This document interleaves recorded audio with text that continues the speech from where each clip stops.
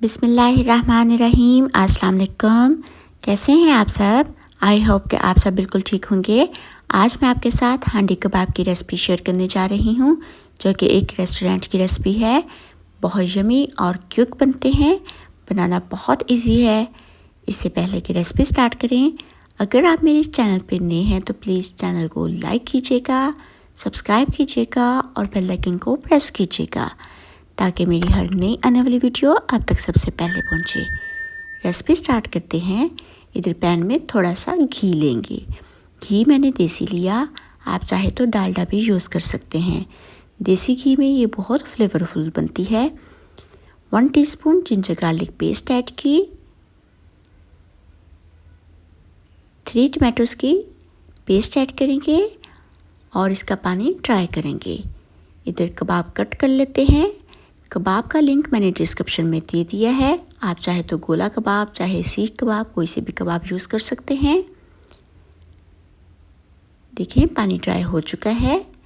अब हम इसमें मिल्क ऐड करेंगे। 1 कप मिल्क ऐड किया। स्पाइसेस ऐड करेंगे, जिसमें half teaspoon chilli flakes, 1 teaspoon paprika powder, 1 tablespoon chicken powder. इधर मेरे पास 1 टेबलस्पून ज़ीरा, 1 टेबलस्पून धनिया है, जिसे रोस्ट किया और इसका पाउडर बना लिया। 1 टेबलस्पून क्रश्ड कोकोनट ऐड करेंगे। साल्ट ऐड करेंगे, हाफ़ टी स्पून। आप अपने टेस्ट के मुताबिक साल्ट ऐड कीजिएगा। चिकन पाउडर में भी साल्ट होता है। हाफ़ टी स्पून कसूरी मेथी ऐड करेंगे।